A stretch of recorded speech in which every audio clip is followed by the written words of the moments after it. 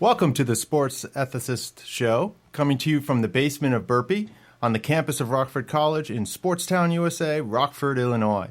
I'm Shawn Klein, the sports ethicist and philosophy professor here at Rockford College. The Sports Ethicist Show discusses the many ethical and philosophic issues that arise in and around sport. You can read the Sports Ethicist blog at sportsethicist.com, as well as like us on Facebook and follow us on Twitter.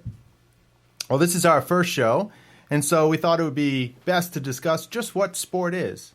Joining me today, as I hope he will often, is Mike Perry, English professor here at Rockford College. Hi, Mike. Welcome to the show. Hi, Shawn. All right.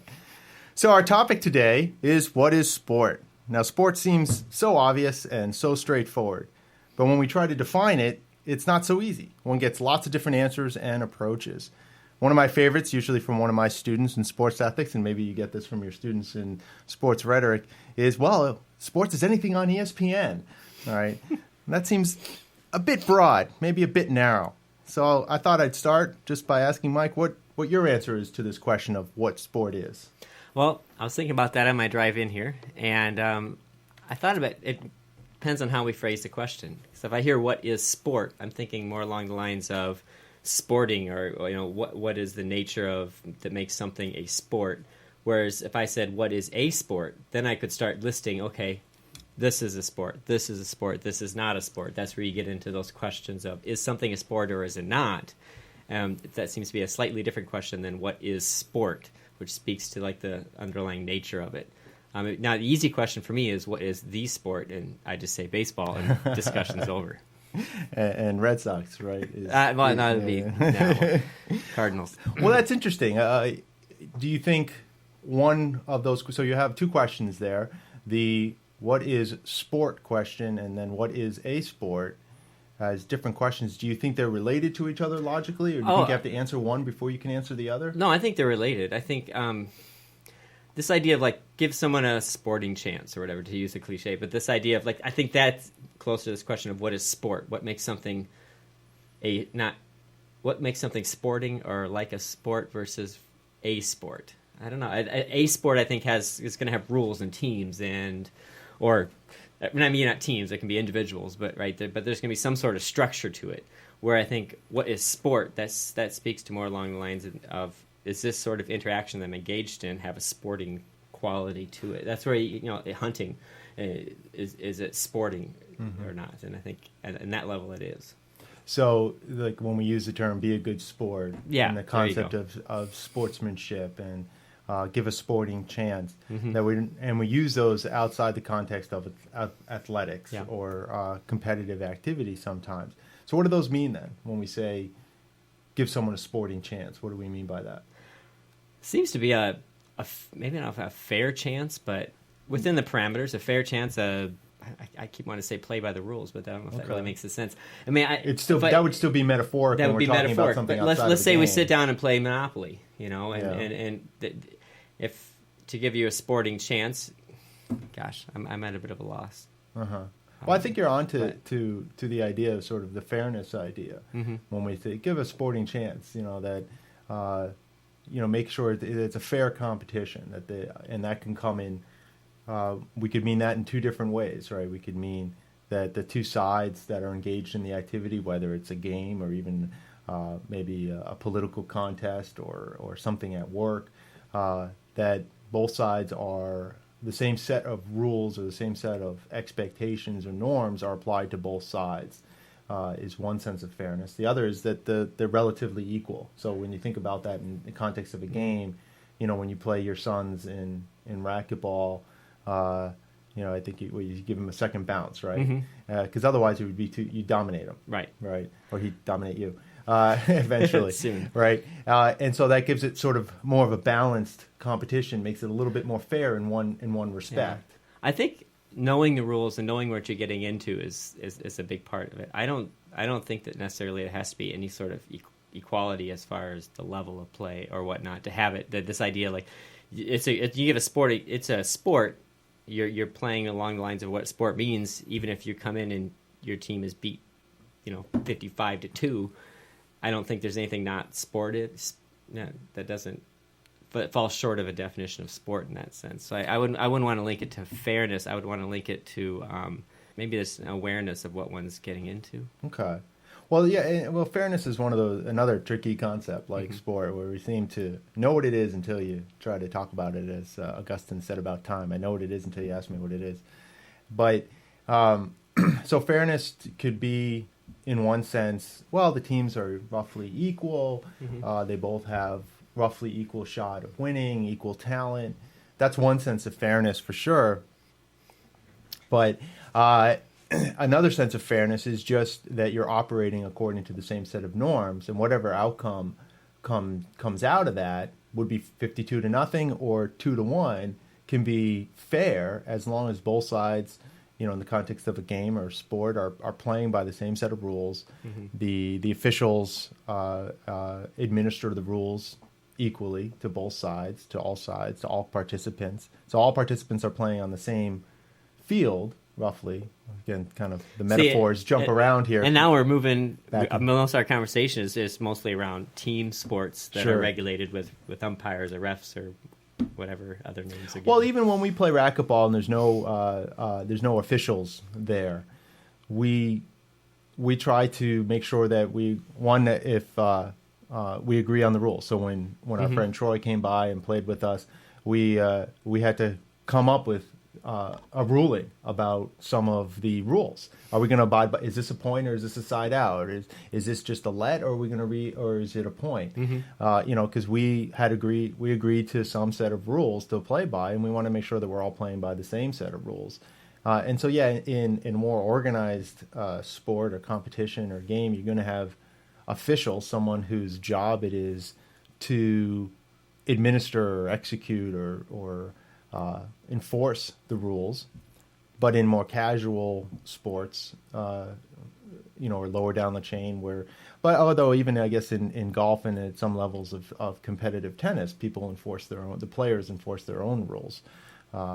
I'd like to see that happen in the NFL, or have the catchers call their own strikes. But so the idea of fairness there is sort of comparative to in social or political philosophy when we talk about equality of outcomes versus equality of opportunity. Both are different kinds of equality.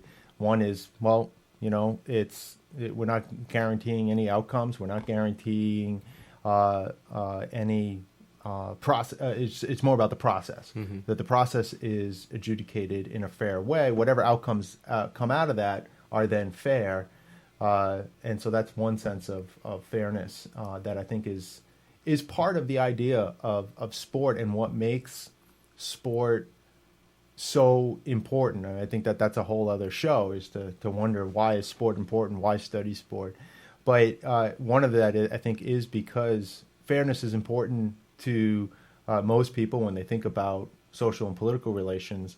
And sport is a place where we can really enforce that rather strictly and see how things come out and really get a closer approximation of what equality of opportunity and a fair society would look like if we could ever reach that in the real world. And it's also a place where we can stretch that as far as we can. How far can we change the rules without changing them? I'm thinking of this idea of fishing, and if I have a much better fishing pole than you, does that put me in an advantage? Is it fair? But now let's say you have a small rowboat and I got a bass line, fishing boat with a nice motor. I can get out there quicker. Okay, that starts to change it. But then it also speaks to who knows the lay of the lake, where they're stating. So it's all about this built-in knowledge. So but all of those, regardless of what level of fisherman you are, I think there's a certain level of sport. When it stops being sport would be when you drop a stick of dynamite in and let the fish flow up and feed, right?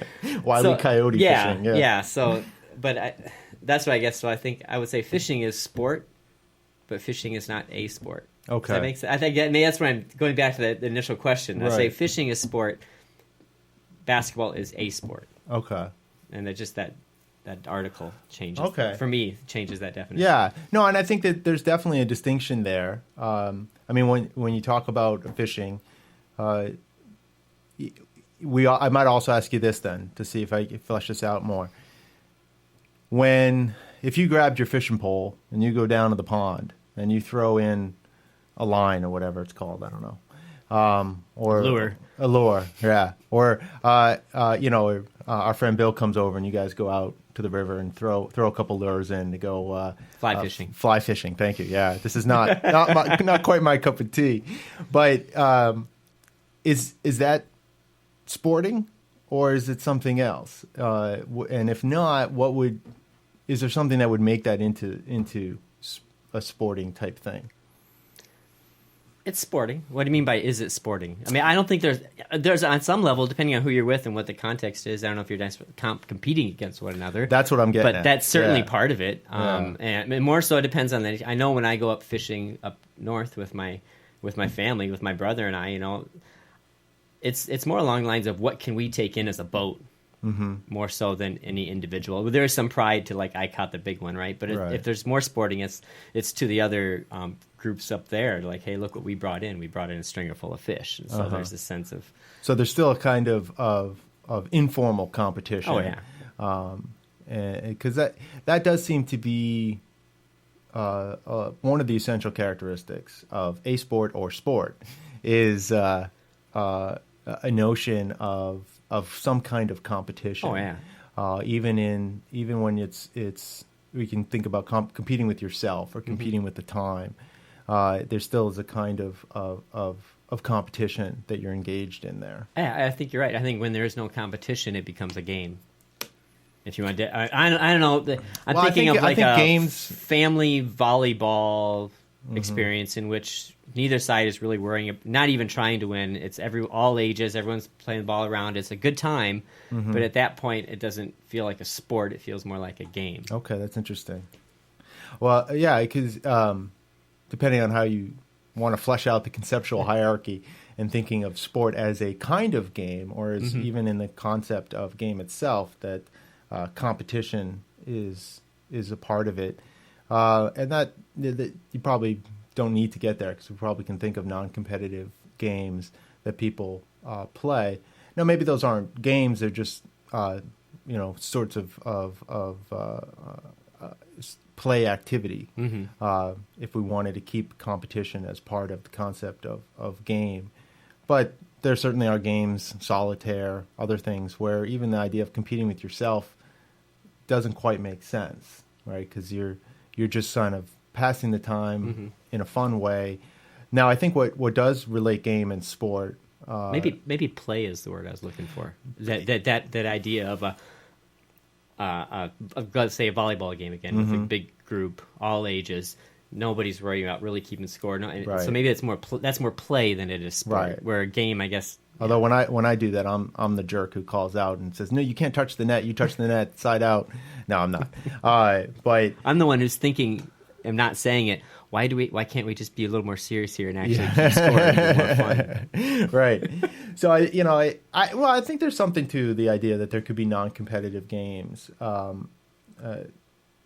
I'd have to think about that a little bit more, or come up with some examples. Like the one example that comes to mind is, although I think it's more, I guess it's probably a borderline case.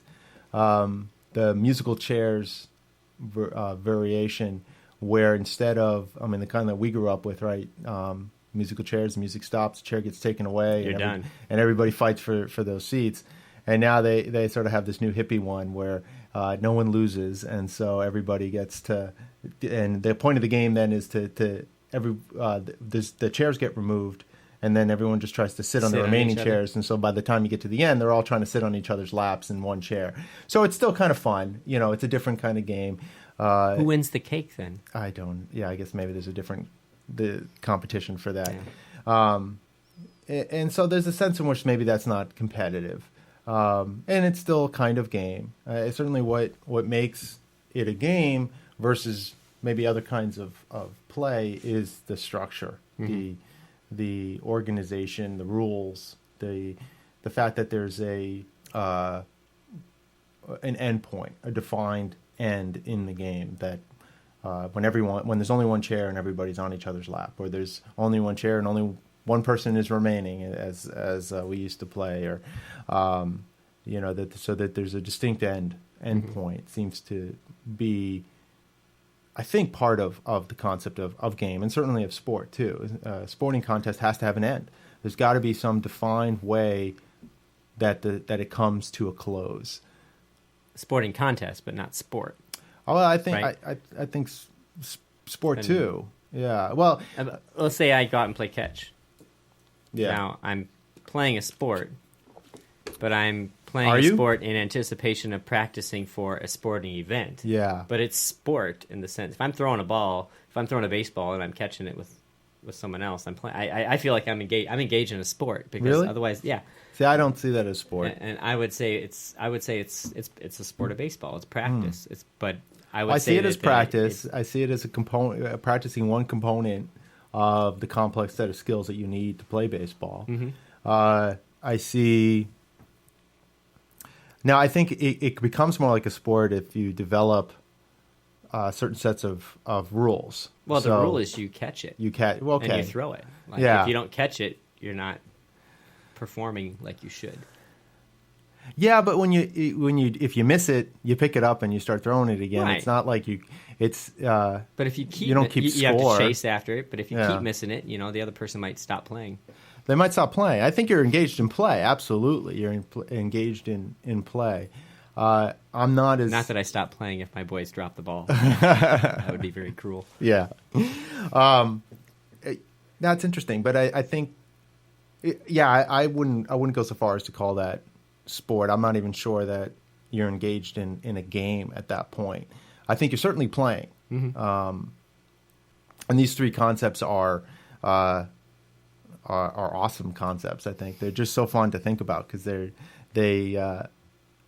things that we use. They feel interchangeable, at least in some ways. So there's probably a really fun Venn diagram you can, for geeks like us, a really fun Venn diagram you could draw to try to capture the overlap of play and game and sport.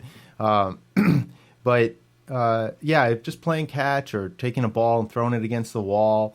I used to do that with my lacrosse stick, and I go not against my house. My dad would get pissed at me, but find some place where there was a big cement wall, a factory or something like that, and just play catch with myself and practice the skills of catching and throwing the lacrosse stick. Not throwing the stick, using the stick to throw the ball. And there's a sense of play there. I mean, so we might pull back and even wonder, well, what's play? Well, right? That's a whole other. There's Albert Murray writes a lot on blues, and he says this idea I love that we say we play music, mm-hmm. and I love that idea. We don't just do music or whatever, we play it, and that sense of playfulness. And I like this idea of could you play language? Do you play sports? And whatever we assign that word play to, there's a sense of it's not just. I don't know. There's something untenable about it. Mm-hmm. I like it. But I mean, it's play. It has a lot of qualities to it that I think are important and that show up in music. Mm-hmm. And I think there's a lot of relation to it. And of course, there's a lot of academic theoretic work on play, the concept of play, the role of play in civilization. Johann, I never say his name right. I'm sure I'm going to butcher it. Heisinger has a Homo Ludens is one of his major works, and it's all about how play is at the root of all of civilization, including music. But certainly, I mean, one of the things particularly when you're talking about blues and jazz in particular, you have the improvisation.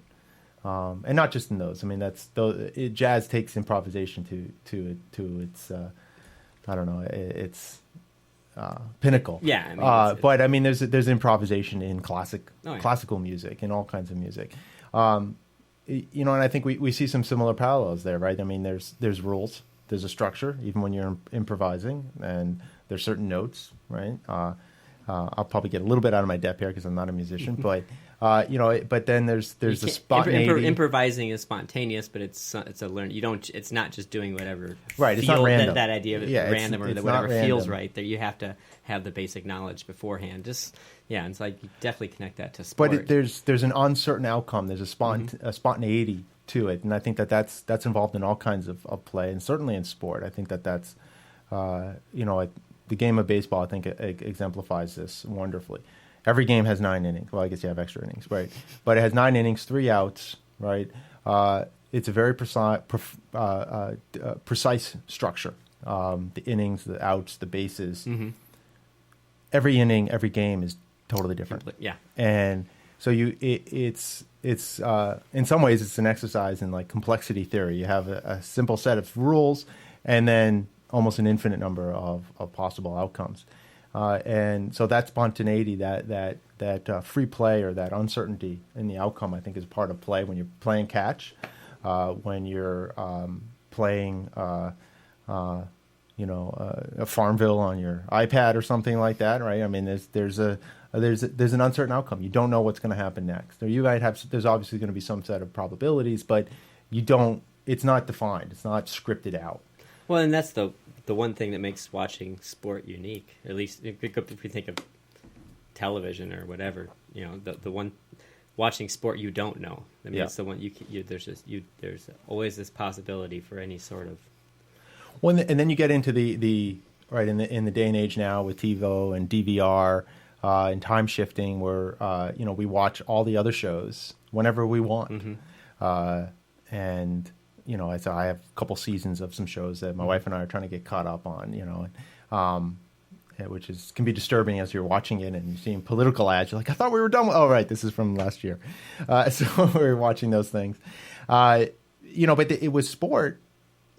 You don't really want to watch it taped. No, if you do, you got to black out completely. You have to turn your phone off. You have to turn your computer off. You have to tell people not to call you. And you even have to engage in a kind of make-believe that you're watching it live. Because if you know that the game is over, and some side has already won, and you're watching it, and you know that this has already happened, it's sort of, it takes something away. Yeah, even when I sit down and watch a Steeler game, during the season, regular season, if it's on, I'll DVR it and I'll watch it at night. But there's something lost when I can fast forward when the other team has the ball, or if I don't really want it, or if in between plays, and so everything becomes quick, and it takes away that. Yeah. Now, but it's really nice not to watch commercials. No, that part's nice, definitely. But okay, away from the question of what is sport, right. Or what is a sport.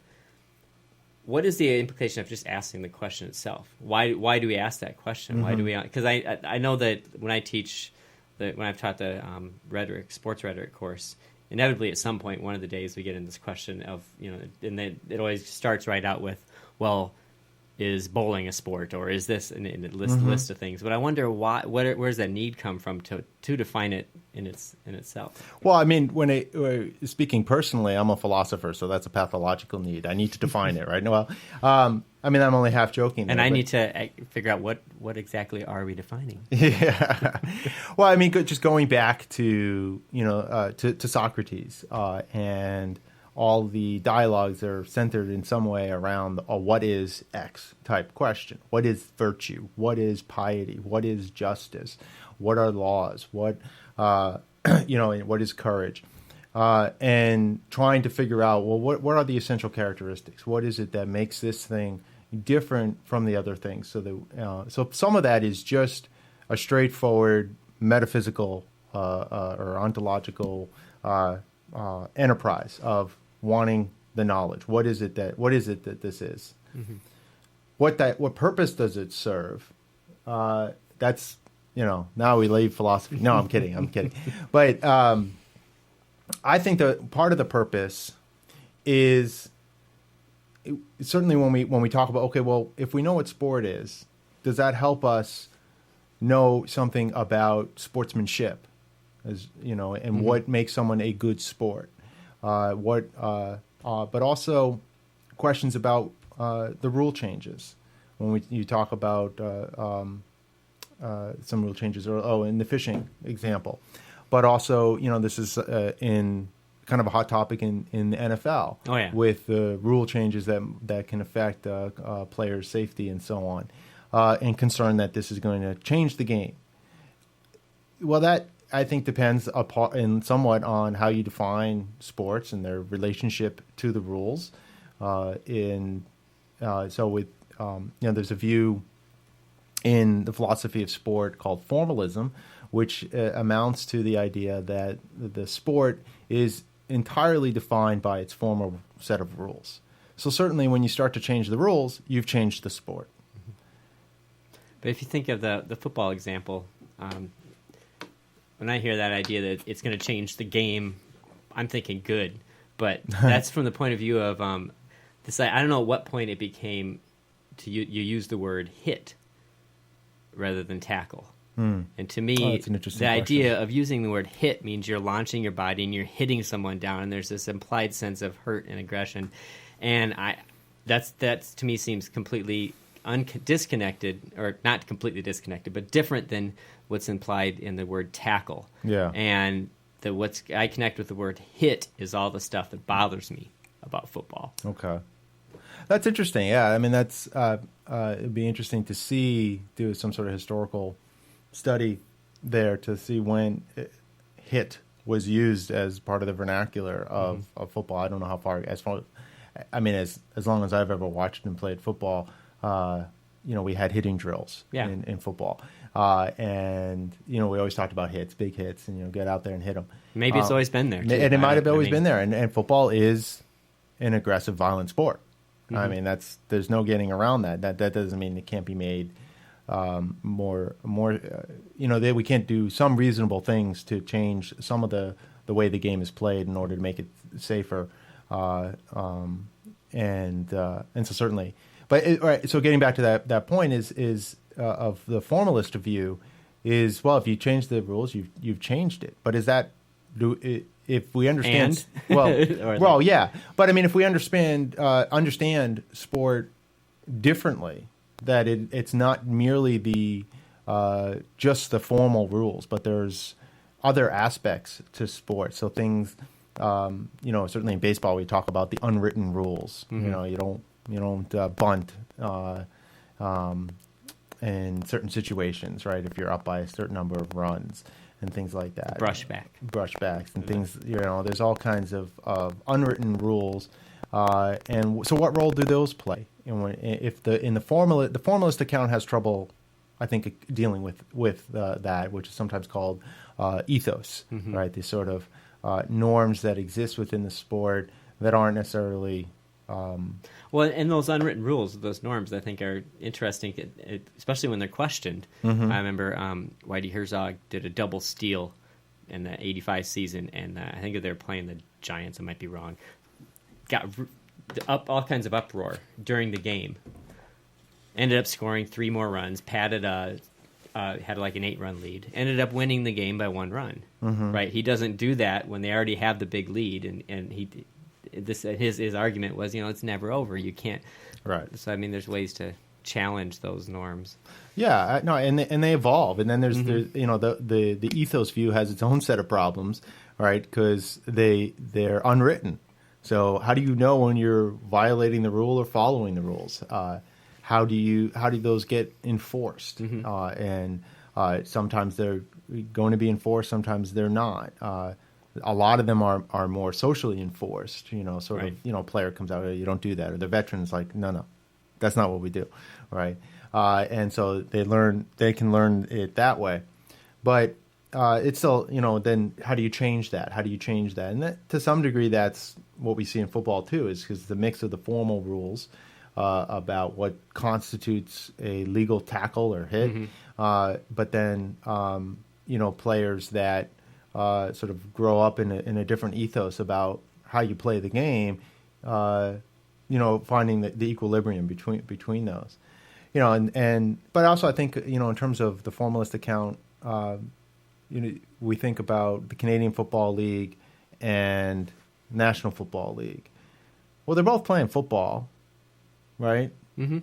But they have different set of rules, right? 3 downs, 4 downs. I think what size of the field is a little bit different, all right? And then even internationally between basketball, NBA rules and international, although I think those have come. They've come into more. I don't want to say compliance, but come closer. I think there are still some differences, and so, but it's still basketball, right? Yeah. It's so. I think partly the formalist account it doesn't seem to account for that either. One of the other bigger problems with the formalist account is what happens when you break the rules. Are you not playing the game anymore? So was Sammy Sosa, when he's corking his bat, is he not playing baseball? Is Lance Armstrong not cycling? Right? Some people make that case. Well, he's not cycling. Well, that seems counterintuitive to me. He's cycling. He's cheating, but he's cycling. and so the formalist account, I think, has some difficulty trying to account for that. So I don't want to get into, too deeply into the deep philosophy here. But I think what it points to is that if we don't ask the question and try to get at the definition, even if we can't get at one that's going to be entirely satisfactory, by asking the question, we go through the process and we begin to see, okay, well, how are we going to do this? And what is this going to leave out? What are the implications of it? And so I think it helps us answer and deal with a lot of the other kinds of questions that are going to come up, right? And so also, why should we ban performance-enhancing drugs, doping from sport? We allow some things, Advil, cortisone shots, Tommy John surgery, but we don't allow other things. Well, why?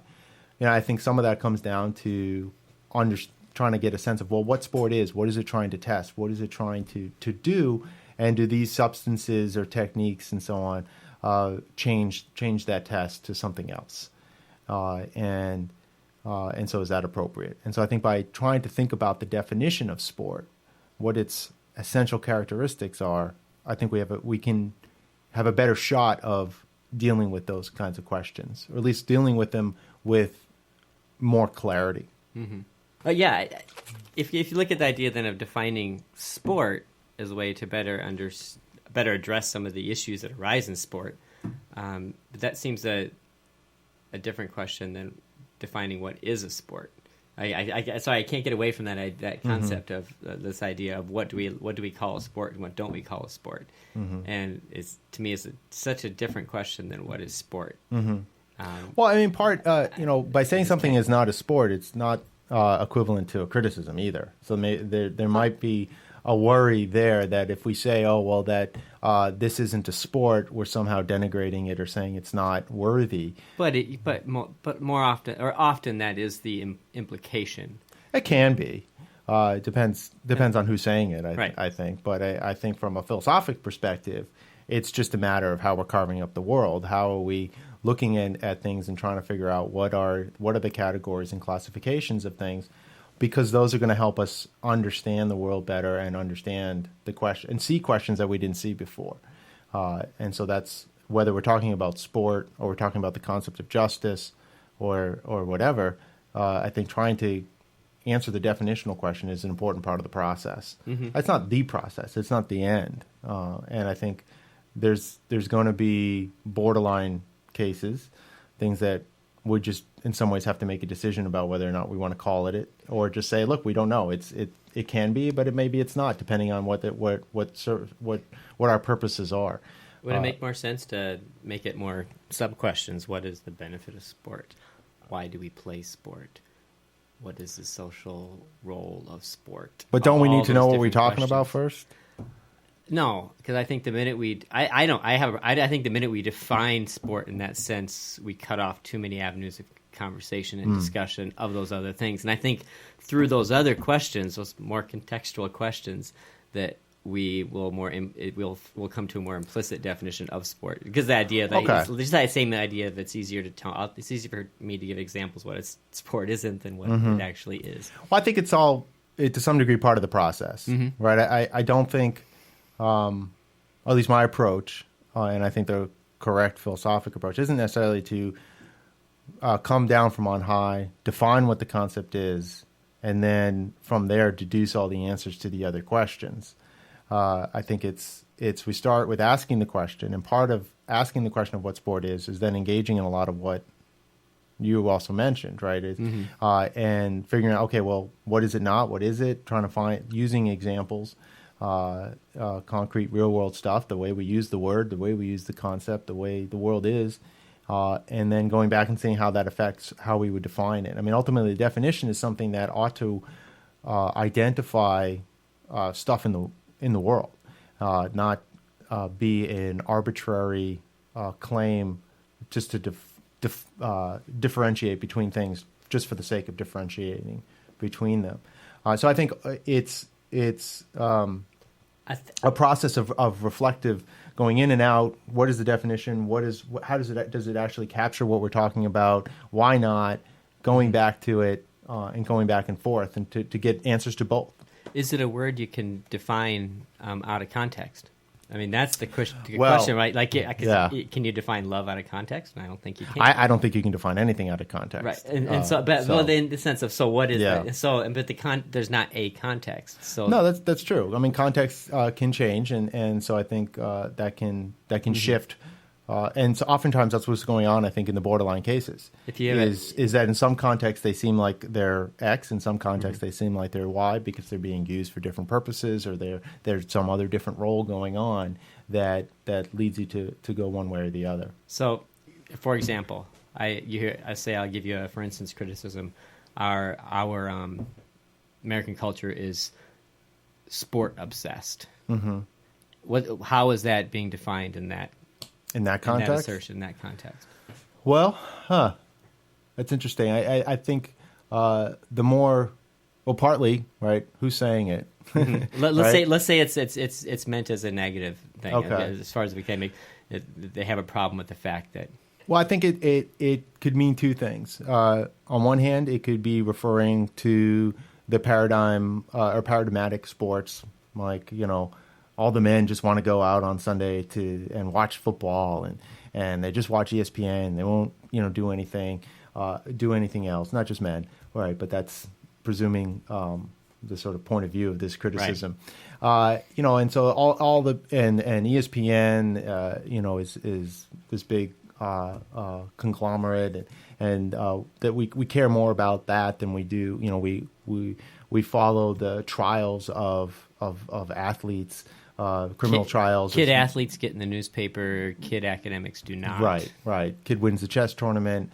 Not on TV. Kid gets the straight A's. Yes. Not on TV. Right. So I think that's certainly part of it. It also might even go a little bit deeper to kind of going back to just the idea of the competitive nature of our society, and so people who are critical of competition in general.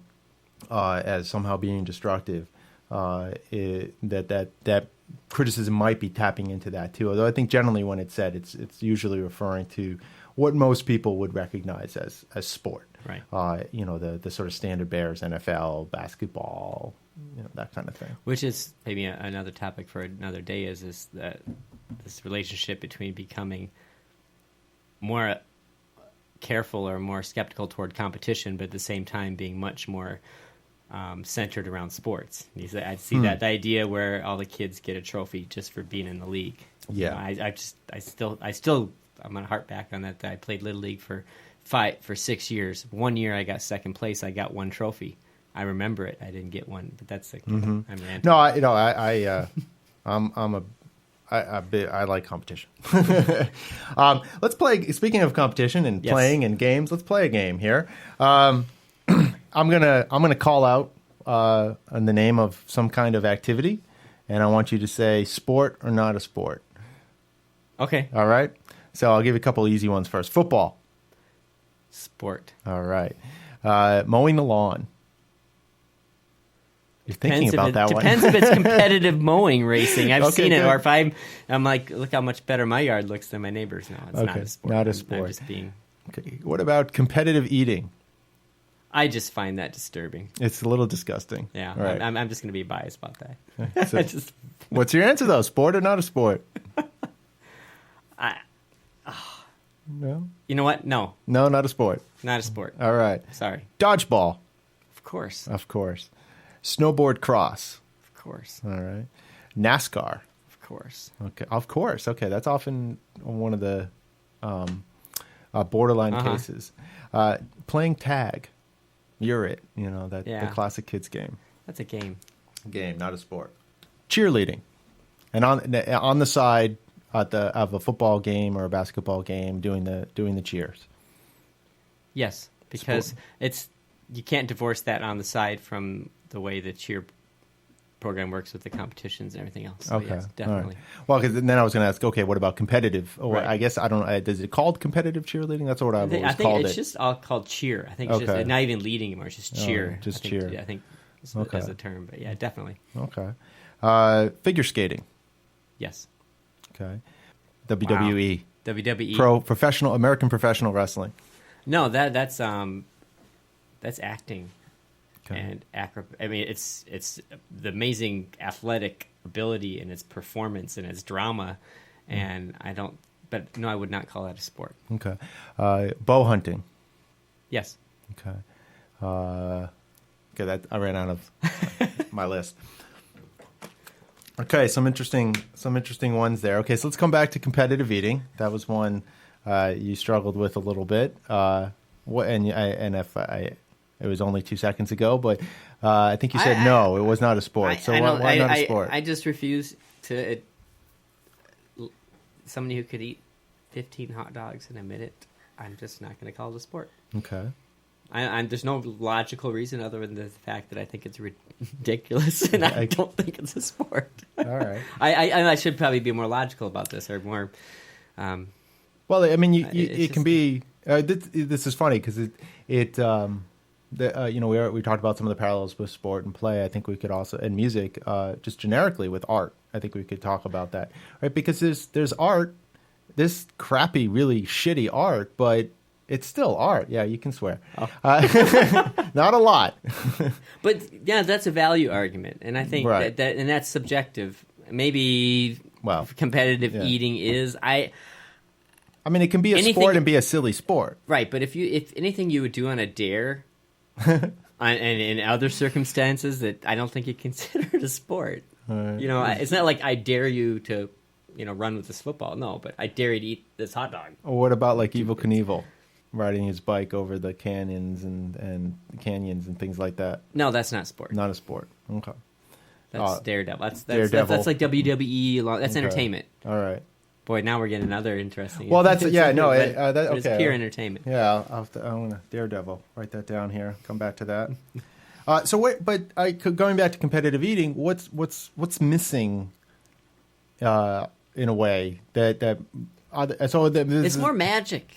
Magic. It's not real magic. That's the first thing that just came to my mind. What? But in the sense of a show of like illusion, it's not illusion, but it's more carnival. Carnival. It's like I can twist my arm behind my back, or I can swallow a sword, or I can eat 20 hot dogs in a minute. There's something strange and intriguing possibly about watching it, I guess, but it's more carnival-esque than it is like a sport. So I would call it more like that. I would see more to it as the old I don't want to say freak shows, like sideshows or whatever they call them. Carnival captures the concept you're going for, I think. But because I mean it is competitive, right? It involves physical ability. No. The ability to eat is not a physical. I can't define that. It might be the core physical ability that anybody has. I don't know a lot about it, and I have nothing vested in. I'm going to make enemies of all the competitive eaters. I guess, yeah. I'm sure the Rockford College audience has a large number of competitive eaters in it. I'm not saying that. I'm not saying it's a bad thing. Right. I'm saying it's just not a sport. Right. Well, you did say it was a bad. You did kind of make it. I did kind of say it was ridiculous. Right. Yeah. But I mean, it seems like that there's training involved to be able to get your body to be able to eat that amount of food. That strikes me as making it akin to other kinds of physical skills. I don't know. No. Okay. I just like biting the bullet. I'm just having fun watching you try to work your way into this. Because I do think it qualifies as a sport. Because I do think it involves competitive physical activity. It's guided by a set of rules. There's internal ends to the point of it. I think it has many. Keg tossing is that way. Is that a sport? I think again in the context of the Strongest Man competitions on ESPN. Yeah, I think that they're engaged in sport. They're kind of funny and sometimes silly activities that they're engaged in, but I would call that a game. Yeah. Well, again, I think much of sport is a game. It's a game that involves test of physical skills and abilities, and other games often don't. Although some games involve, like a game, like for instance, tag. You said tag wasn't a sport. Why not? Because it's play, it's fun, it's So a sport. That's not going to be. no, That's not going to be the differentiator. What's it missing? It's missing. I don't know. I can't put it into words. But that's my gut feeling. I think I have to go with my gut feeling. When does tag end? When you're tired of playing it. Yeah, that to me is one of the I think differentiates tag from other things because it's a physical activity. You're running around. There's a certain set of rules, right? If I tag you, you're it, and now you have to chase me. It's a pretty simple set of rules, but that's it. And then, but that's it. And then it just goes on and on and on. So there really isn't the rules don't define an endpoint, a goal to be achieved by it. What about running? I think running track is a sport. I think going out for a run, for exercise, or for fun is not. I think it's a physical activity, but it's not, obviously, but it's not, unless it's missing the competitive element. So unless you're training for, say, a race. Well, then you're training, but you're not engaged in the sport. You're preparing for the sport. But so running itself can be a sport yes. if it involves a race. Yes. So sprinting, track, long distance, those kinds of things, I think are most certainly sport. Yeah. In some ways, the oldest sports. But if you're just going out for a jog or you're running down the street to catch the garbage man or something, that's not sport. I think there's got to be the competitive element. There's got to be the set of rules that not just define the activities within what you're doing, but also the end point, both in terms of what the goals are within it, but then what defines when the game is over, because part of the competition is winning. Would you define hunting as a sport? Again, I think it'd be a little bit like running. If you're going out, certainly if you're hunting for survival and you're hunting for your dinner, that doesn't strike me as sport. That strikes me as living. If you're going out and you're doing it to get a certain size buck, or you're going out to get a certain number of quail, I don't know. I don't hunt, but then it begins, I think, to be more of a competitive physical activity, and it certainly involves a lot of physical ability, being able, whether you're talking about using a bow or a gun. That involves your physical skills to be able to shoot are important. And that's, I think, one aspect of the physical ability, I think, is not just that you're using your body, because you use your body when you play chess. I don't think that's a sport. It's because the use of your body is not determinative of a victory or chess playing. Chess playing is in your mind. All right, how well you do that, how well you move the pieces. You don't have. I mean, you can remove the physical component altogether. All right, depending on what your theory of mind is. All right, remove the body almost altogether. Computerized chess or computerized poker. This physical skill that might be used in the process of playing a normal game of poker isn't essential to the game of poker. So the physical part has to be determinative of the superior. So the physical part is the one thing, or one of the things that's key to set it apart from one of the things that can set it apart from a game. Not the only thing, the competitive nature as well, but then maybe the outcome or the ending. Yeah, that it has an outcome that is in large part, not solely, but in large part determined by the execution of physical skills and abilities in the context of the set of rules and constraints of the game that you're playing. And so that's why I wouldn't consider chess as much respect. And again, this is why I don't think this is at all a value judgment here. It's not a normative claim.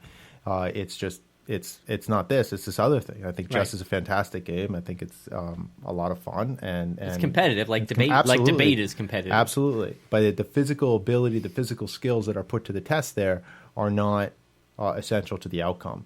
Whereas in football, in Olympic wrestling, in competitive swimming and cheerleading, all these things. It's the physical skill, figure skating. The physical skills are essential, even in the performative sports like rhythmic gymnastics, right? Or to some degree diving, right? Is because you're getting graded. You get points rather than who goes deeper or something like that. So it's a different kind of sport, but I still think it's sport because you're being graded in a sense or evaluated on your execution of those physical skills. So that to me is one of the essential characteristics: competitiveness, physical, the essentiality of the physical components, and then WWE. So coming back to that question, I guess we'll close with that discussion. In a lot of ways, it looks like a sport. So Yes. why is it not a sport? It's like a sport. Insofar as if you were to sit down and watch a play and they were engaging in a sport in the play, it's mimicry. It's a representation of a sport, but it's not a sport. Yeah, and I agree. I agree completely. I mean, I think entertainment is in the title. It's awesome. I just went to one last fall for the first time since I was a kid, and I really enjoyed it. Yeah. I mean, and the physicality was incredible. What they did, but growing up, Hulk Hogan, Sergeant Slaughter, Iron Sheik, those guys were a big part of my preteen years. So that's about the last time I paid attention to professional wrestling. I got two boys, and we're back into it now. Yeah, so I know that probably happened to me in about 10 years. But yeah, I mean, it's to me the element there is it's scripted, right? The outcomes are to some degree predetermined. I don't know the degree, but I mean, there's a script involved in it, and so it's no longer spontaneous. The outcome is predetermined, and I think that takes it out of the realm of sport and puts it into just sort of performance, entertainment, as you said, mimicry, and so it fails in that way. We won't even think of it as a kind of corrupted sport to some degree. That tends to bring in a bit of a normative judgment if you use corrupted.